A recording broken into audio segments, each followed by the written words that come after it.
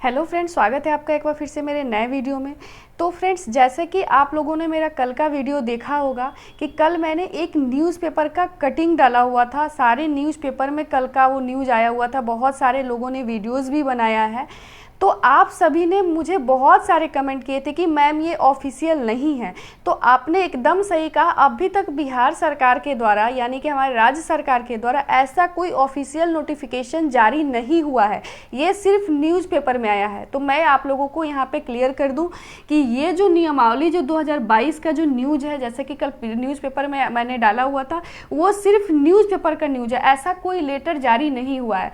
तो आप लोग अच्छे से समझ गए होंगे। मैं भी नहीं बोल रही हूँ कि ऑफिशियल न्यूज़ है या फिर ये क्लियर है कि ये न्यूज़ रहेगा, ये चेंज भी हो सकता है। लेकिन जो कल न्यूज़पेपर में जो न्यूज़ आया था मेरिट लिस्ट बनाने के रिगार्डिंग, वो मेरिट लिस्ट कैसे निकलेगा और पुराने मेरिट लिस्ट में और अभी के मेरिट लिस्ट में क्या अंतर होगा, कितने परसेंटेज का अंतर आ रहा है, ये सारी चीज़ें मैं आज के वीडियो में क्लियर करने वाली हूँ। क्योंकि आपने तो देखा होगा पहले जो मेरिट लिस्ट निकलता था, हम लोग मेरिट लिस्ट निकालते थे, वो सिर्फ एकेडमिक वाला मेरिट लिस्ट होता था, यानी कि आपके सिर्फ एकेडमिक मार्क्स पे ही वो मेरिट लिस्ट निकलता था। लेकिन अब जो चेंजेज आए हैं कल के पेपर के न्यूज़पेपर के अकॉर्डिंग, उसमें आपको एकेडमिक और सीटेट बीटेट दोनों का जो मिला के मेरिट लिस्ट जो बनेगा वो मेरिट लिस्ट बनेगा। तो उसी के अकॉर्डिंग कितना चेंजेज आ रहा है, पहले जो बच्चों का कितना मेरिट एकेडमिक के अनुसार कितना मेरिट लिस्ट बनता था और अभी दोनों को मिला के कितना मेरिट लिस्ट बनेगा, दोनों में कितना फ़र्क आएगा, ये सारी चीज़ें आज की वीडियो में क्लियर करते हैं। अब हम देखते हैं कि क्लास 1 to 5 के लिए जो पहले मेरिट लिस्ट बनता था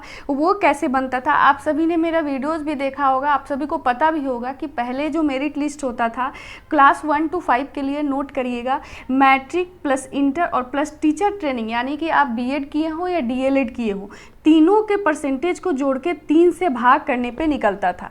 तो मान लीजिए कि किसी का मैट्रिक में 65% है, उसी का इंटर में 70% है और जो टीचर ट्रेनिंग यानी कि बीएड और डीएलएड में जो है वो 75% है।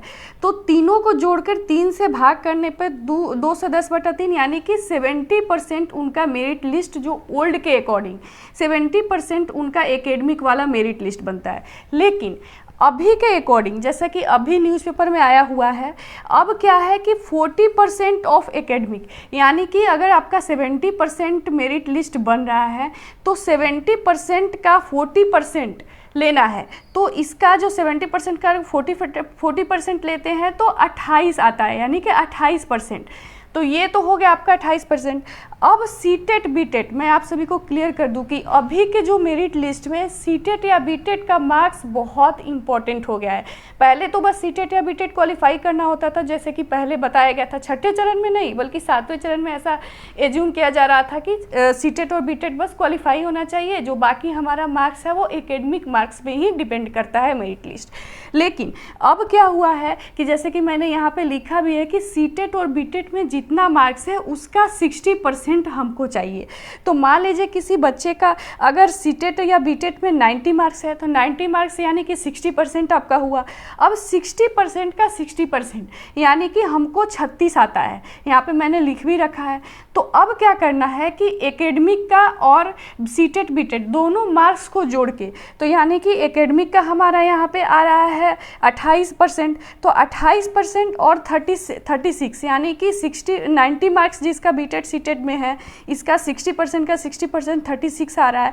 तो दोनों को जोड़ के जो टोटल मेरिट लिस्ट है, फाइनल मेरिट लिस्ट है, वो 64% बन रहा है। तो अब अंतर देखिए फ्रेंड्स, पहले जो जिनका मेरिट लिस्ट 70% बन रहा था, अब उनका मेरिट लिस्ट जो है वो घट के 64% आ गया है। तो ये बहुत ज़्यादा घटा हुआ है। तो इसमें भी आप सभी को घबराने की बात नहीं है, क्योंकि ये जो मेरिट लिस्ट जो बन रहा है वो सबका ऐसे ही बनेगा। ये हमें क्लियर हो चुका है कि हमारा जो अभी जो मेरिट लिस्ट जो बनेगा वो टोटली जो डिपेंड करता है वो सीटेट और बीटेट के मार्क्स पे डिपेंड करता है। जिनका सीटेट और बीटेट में अच्छा मार्क्स है उनका मेरिट, क्योंकि इसमें 60% इसको देना है, सीटेट और बीटेट मार्क्स को 60% और यहाँ पे 40%, तो ऑफकोर्स ये ज़्यादा होगा, तो हमारा सीटेट और बीटेट मार्क्स जो है मेरिट लिस्ट में अब बहुत मायने रखता है।